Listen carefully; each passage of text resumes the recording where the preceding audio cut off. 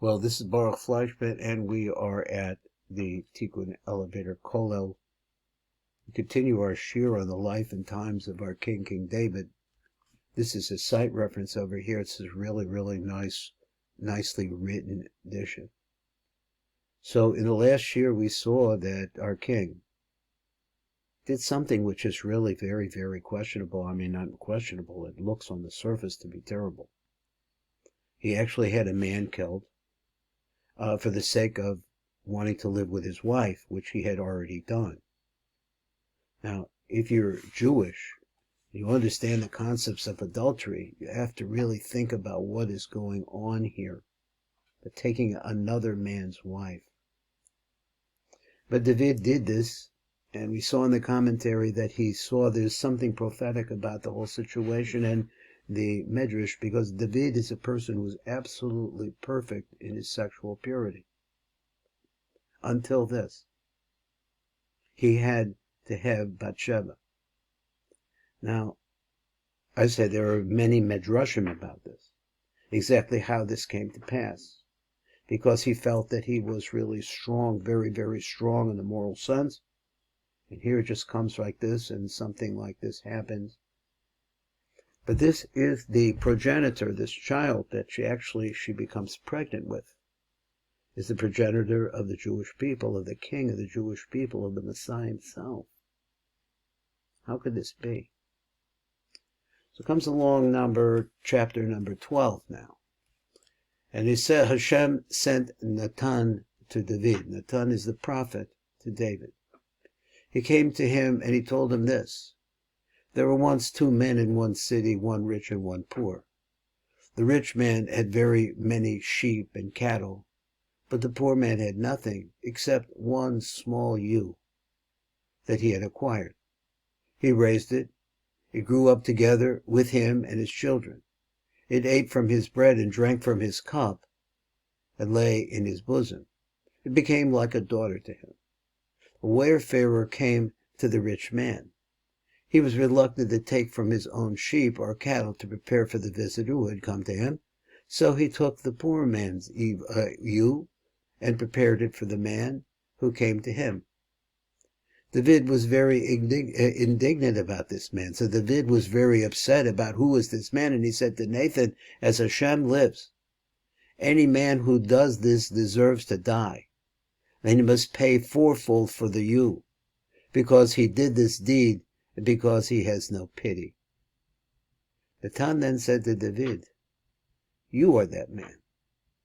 Thus said Hashem, God of Israel, I anointed you as king over Israel, and I saved you from the hand of Saul.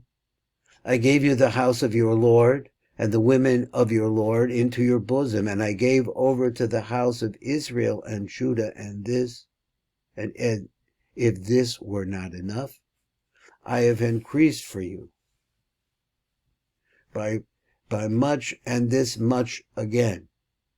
Why have you scorned the word of Hashem, doing that which is evil in my eyes?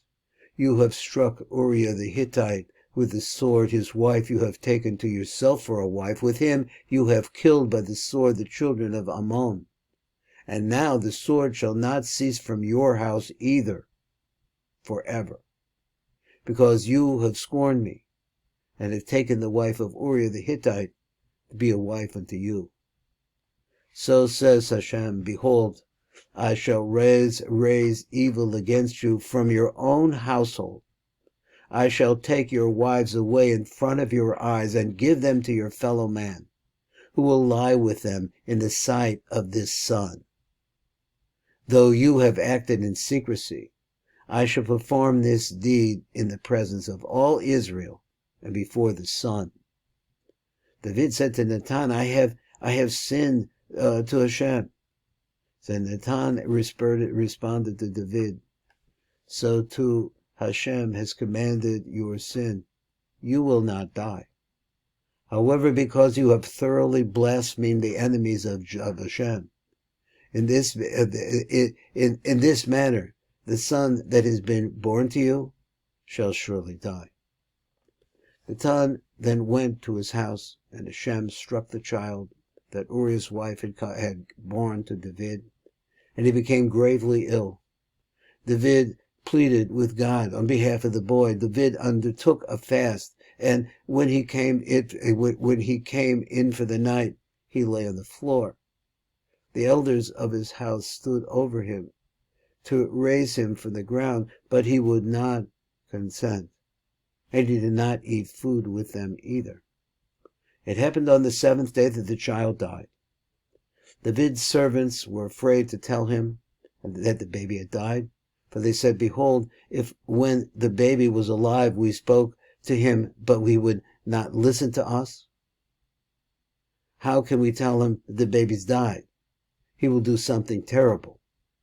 David saw that his servants were whispering to themselves, and David understood that the child had died. David said to his servants, "Is the child dead?" And they answered, "He is dead." David got up from the floor and bathed and anointed himself and changed his clothes. And he came to the house of Hashem and prostrated himself. He then came to his house, his own house, at his request. They served him food and he ate. His servant said to him, "What is the thing that you are doing? For the living baby you fasted and wept, and when the boy died you got up and ate a meal?" He said, "While the baby was still alive, I fasted and cried, for I thought, who knows, perhaps Hashem will show favor that the baby will live. But now that he is dead, why should I fast? Can I bring him back again? Will I be going to him, but he will not return to me?"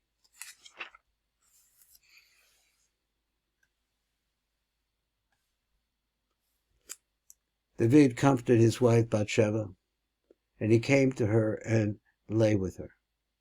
Now she gave birth to a boy and called his name Solomon. Hashem loved him. He sent word through Nathan the prophet and called his name Yedidiah, which means the precious one, because of Hashem. Joab fought against Rabbah of the children of Ammon, and he captured the royal city.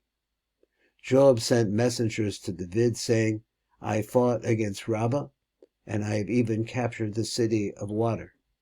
And now you gather the rest of the people together and encamp against the city and capture it, lest I capture the city myself, and my name will be attached to it." So David gathered together all the people, and he went to Rabbah. He battled it and captured it. He removed their king's crown from his head. It weighed a talent of gold and had a precious stone, and it remained over David's head. He also took out a great deal of booty from the city. He said booty. He took out the people of the city and punished them with saws, with iron threshing boards, and with iron axes, and he had them dragged through the muddy streets. And this is what he would do to all the cities of the children of Ammon. David and all the people then returned to Jerusalem. This is our Middle East. This is those times, the life and times of our King David.